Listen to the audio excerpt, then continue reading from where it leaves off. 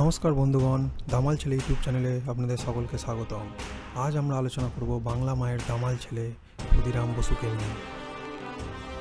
আমাদের দেশ ভারতবর্ষ প্রায় 200 বছর ধরে ইংরেজদের কাছে পরাধীন ছিল।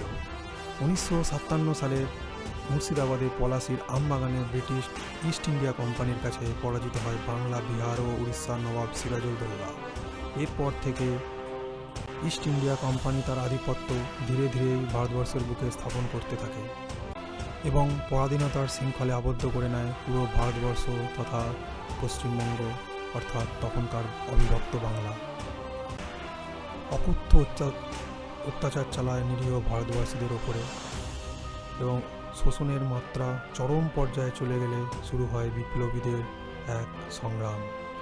সে সময় 1989 সালের 3রা ডিসেম্বর জন্ম নেয় বাংলার বীর ক্ষুদিরাম বসু।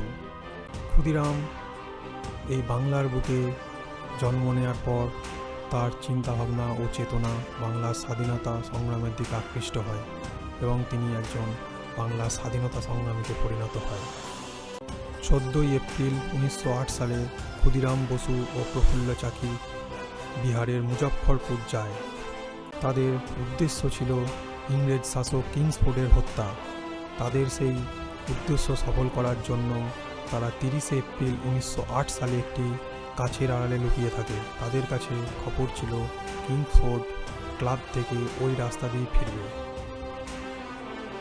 এরপর তারা কিংসফোর্ডের গাড়ি লক্ষ্য করে নির্ভুল বোমা নিক্ষেপ করেন ও সেখান থেকে পালিয়ে যান। বন্দে মাতরম স্লোগান দিতে দিতে তারা সেখান থেকে অন্য জায়গায় চলে যায়। কিন্তু দুর্ভাগ্যবশত সেদিন ওই গাড়িতে কিংসফোর্ড ছিল না। কিংসফোর্ডের বদলে ছিলেন দুজন ইংরেজ মহিলা। তারা বোমায় মারা যান। ক্ষুদিরাম সেখানে তার চটি ফেলে আসে এবং পরবর্তীকালে ক্ষুদিরামকে ইংরেজ পুলিশ গ্রেপ্তার করে। কোর্টে তার বিচার হয়। তার চটি দেখে তার ওখানের উপস্থিতি চিহ্নিত করা হয় এবং দুজন ইংরেজ গার্ড তাকে চিহ্নিত করে। বিচারে ক্ষুদিরামের ফাঁসি হয়। তারপর শুরু হয় তার উপর অকথ্য অত্যাচার। সেই অত্যাচারে ক্ষুদিরাম ক্ষতবিক্ষত হয়ে গেলেও তার মুখ থেকে বেরোয়নি বাংলার একটিও স্বাধীনতা সংগ্রামীর নাম। ইংরেজ শাসক অকথ্য অত্যাচার করার পরেও যখন ক্ষুদিরামের মুখ থেকে একটিও স্বাধীনতা সংগ্রামীর নাম বের করতে পারেনি, 1908 সালের 11ই আগস্ট ক্ষুদিরামকে ফাঁসি দেওয়া হয়। তারপর ভারতবর্ষের বুকে স্বাধীনতার এক অনন্য চিত্র প্রকাশ হয়।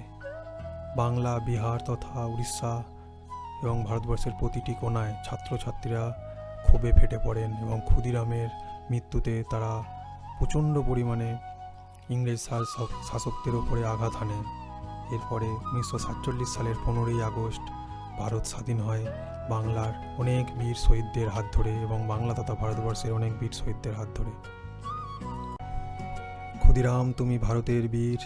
ইংরেজদের অত্যাচারে তুমি তুলেছিলে শির, হাসি মুখে দিয়েছিলে তোমার প্রাণ, করতে চেয়েছিলে স্বাধীন এই দেশ। তোমার এই মহাবলিদানে অত্যাচারীদের দম্ভ হলো শেষ। ফাঁসির দড়ি গলায় নিয়ে হাঁক দিলে স্বাধীনতার। তুমি বলেছিলে একবার বিদায় দিয়ে মা ঘুরে আসি, একবার বিদায় দিয়ে মা ঘুরে আসি। একবার বিদায় দে মা ঘুরে আসি, একবার বিদায় দে মা ঘুরে আসি। হাসি হাসি করব ফাঁসি, দেখবে ভারতবাসী।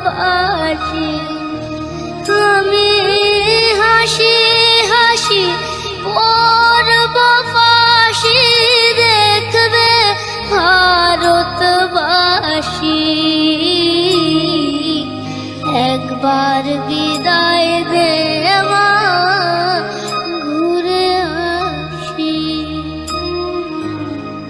একবার বিদায় দে মা ঘুরে আসি।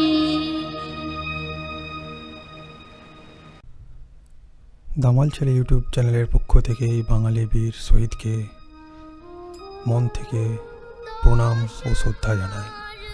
এরকম আরও অজানা তথ্য জানতে চ্যানেলটিকে সাবস্ক্রাইব করুন ও আমাদের সাথে জুড়ে থাকুন। ধন্যবাদ।